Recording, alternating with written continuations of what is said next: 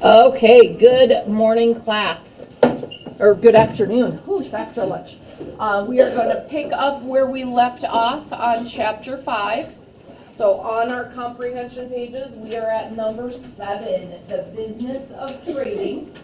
Remember, we were talking about the fur trade, why the Dakota and Ojibwe wanted to trade. You should have your book and comprehension pages in front of you.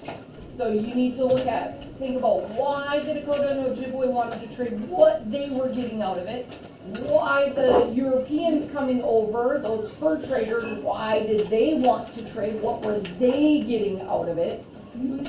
And now we're going to start looking at how it actually all worked, the whole business of trading. What did the trading posts look like? What kind of stuff did they do? So number 7, the bottom of the front page, how did the European traders support business by making use of the native people's beliefs of generosity, gift-giving, and kinship? We talked about those virtues when we talked about the early Dakota and the early Ojibwe and why those were really big values for them. How were the European fur traders able to tap into those values to strengthen their relationships with them so they would do more trading? The business of trading. In Europe, people exchanged goods and services for money. European businessmen formed companies such as the Northwest Company in order to profit from the fur trade.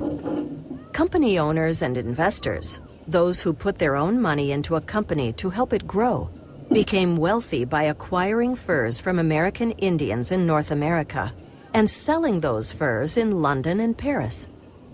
These companies traded with many native groups at trading posts all around the Great Lakes and across Canada. So let's learn how it all worked. The business connections of fur trade companies stretched across the globe.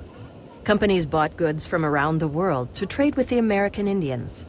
They purchased beads from businesses in Italy and Germany. Iron tools and cloth came from France and Britain. Special red dyes were brought in from China and India. Because the American Indians did not use money, European fur traders developed different ways to buy furs from them. Sometimes the fur trade was a simple matter of exchange. I'll give you this, and you give me that. Often, though, it was more complicated because each group had different traditions and ways of doing things. Traditions such as generosity, gift-giving, and kinship were important to native people. European traders used these traditions to support business, often giving presents to strengthen relationships with their native trading partners. Sometimes they married Ojibwe and Dakota women to create kinship ties. When a trader did this, his wife's relatives often became his best customers. Marriage to a trader gave the woman's relatives easier access to desirable European goods. So they wanted to have strong ties with the Dakota and Ojibwe. They gave them gifts because they know gift giving was really important to the Dakota and Ojibwe. The Dakota and Ojibwe would give them gifts and they would give gifts in return.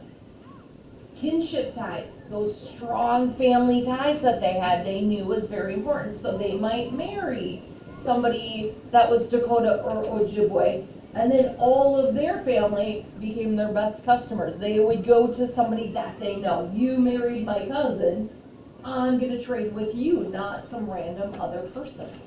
So those kinship ties were very important. So they would give those gifts, they would do the marrying into the family, so they would get customers that way. Were they always marrying for love? No. In our culture, we usually marry out of love. But it was very popular back hundreds of years ago that people would marry out of business relationships. Rulers of different countries would marry to strengthen their countries. So there was a lot of that was going on. So it's not unusual for something like this to happen. So the marrying of the Dakota and Ojibwe women, it's the same thing as the King of England's daughter marrying the King of Spain's son to strengthen the ties between the two countries. That kind of thing would happen. Thank goodness in today's world we marry out of love, and we can say, oh, I'm going to marry the person that I want to be with, that I love to be with.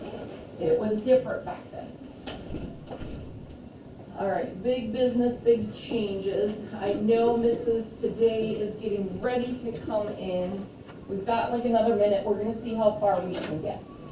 And, you know what? Okay. Big business, big changes. Most Europeans thought it was important to make money and own personal property. The fur trading companies were no different.